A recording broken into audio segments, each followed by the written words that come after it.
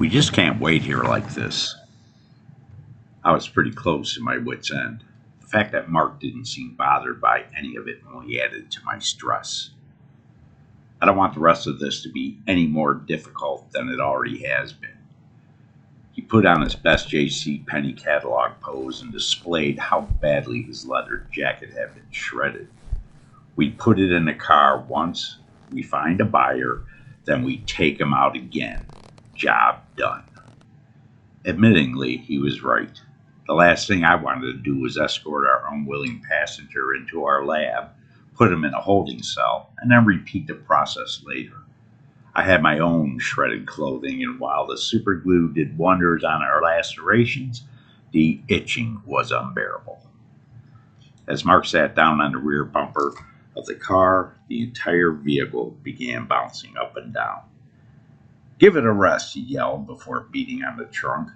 Then, considering where we were parked, he instinctively ducked his head. "You think I woke the neighbors? Just make the call." I kept my place as Mark rose to his feet and began circling the vehicle. It was easy to tell from his actions that the first couple of numbers he called weren't answering. By the time he cut across the headlight beams for a second time, someone picked up. "Harry, it's Mark." "Yes, that Mark." "No, wait, don't frickin' hang up. I've got a live one for you." As the thumping inside the trunk resumed, Mark tried to block it out by placing a finger in one ear. "I've got another werewolf for you, freshly caught. A male. I may even have a lead on where you can find a female." The sudden break in the sales pitch indicated that he was getting an earful from our potential buyer. Soon he was nodding wordlessly. "I know they don't reproduce that way, Harry. I was just kidding. All I meant is even while Vince may have one for sale, his is a female, and she's halfway across the country." The tone in Mark's voice changed. "No, I didn't know that. How'd he get it? Zombie, huh? Haitian or viral? Oh man, witchy has got to be the nastiest way to go. Well, then it seems that we have the only one on the market." Mark continued to pantomime his agreement with the man on the phone before raising his voice again.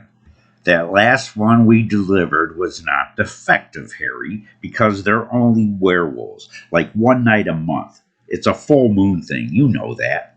Mark stopped dead in his tracks. "It's not my fault the guy's a dick for the other 30 days. "Tell him half price," I called out. "Half price, Harry. We can deliver it tonight." Mark turned and headed back toward the rear of the car. His voice was now much lower. "So what am I supposed to do with him? It's not like Petco is going to be interested in—" "Hello? Hello, Harry?" He frickin' hang up. "How'd it go?" I asked in my best smart-ass voice.